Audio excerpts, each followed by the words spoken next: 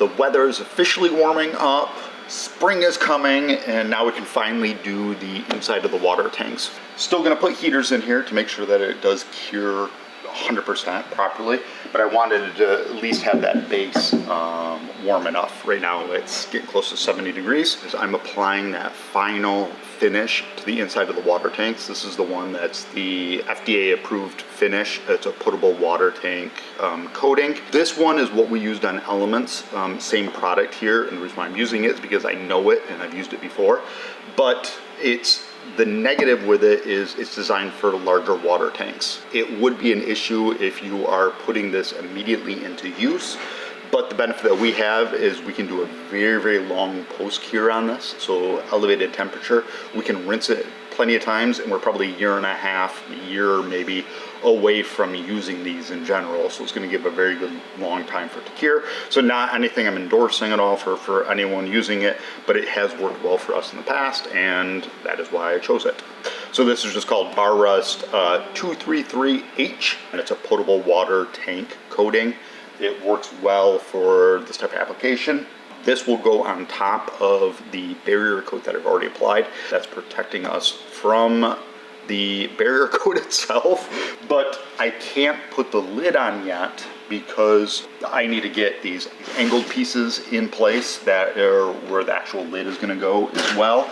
But I need to get the bottom of the tanks themselves painted because it's just too hard for me to reach over. Once those get in place, it's gonna be too hard for me to reach over and get to the bottom. Once those little 90-degree flanges get put into place, then I'll have to come through and touch that up.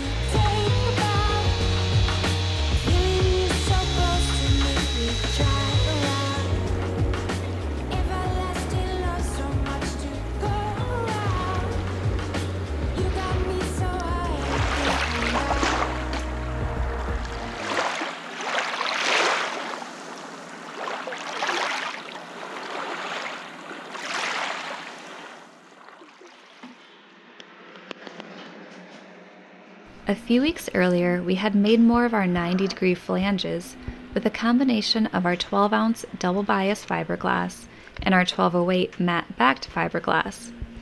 Having already received a coat of the epoxy paint on the insides, Matt was now adding our Total Boat thickened resin to adhere them to the edges of the water tanks. Because the lid of the tank would be bonded on top of these, we needed to make sure they were all level as they went in.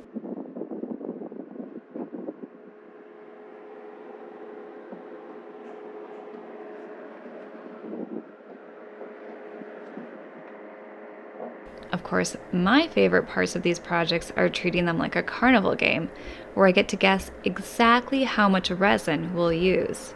Where the prize is? Well, either not having to run below deck to make more, or not ending up with waste.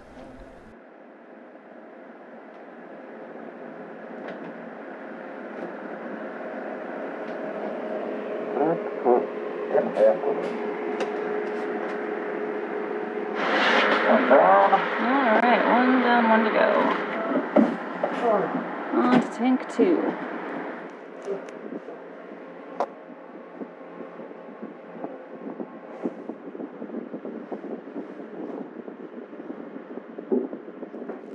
Well, getting ready to install the lids, the tops of our tanks, our water tanks here, and wanted to kind of show this, how this is going to work.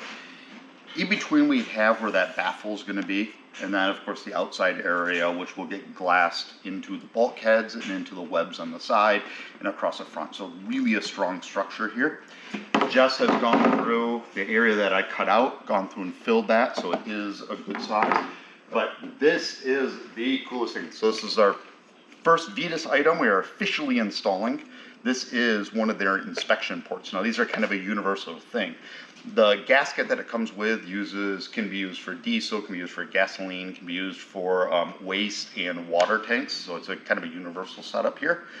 But what it does, normally the way that these inspection ports work is you need to drill a hole, cut a hole in there, and then install like the lower flange piece. Sometimes it's a hinged item, sometimes it's two separate pieces, or sometimes you actually need to do it before you enclose the tank in. The way Vetus has done it is they have this gasket, it's compression gasket. So you cut the hole to just the right size. Then this item slides in. Does that fit in here? And then when you tighten in these 4 hex heads, or the Allen wrenches here, that compresses and pulls this tight and actually tightens up that gasket. The gasket then spreads out and fills in and presses against, holding this whole thing into place, creating a nice watertight structure. Real simple, real easy. But the cool thing about it is, so one of these will be this is an inspection side. The other side has this piece that goes in its place. So you pop this center section out of this ring, pop this item in, screw that on, and now this has your water fill, has your vent, has your the draw where that comes through. There's another little attachment piece, a hose that attaches here to draw from the tank itself.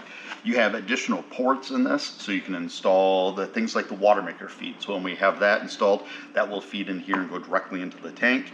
You have the right size here to be able to put in a gauge, a sensor for the gauge. That's all done for you.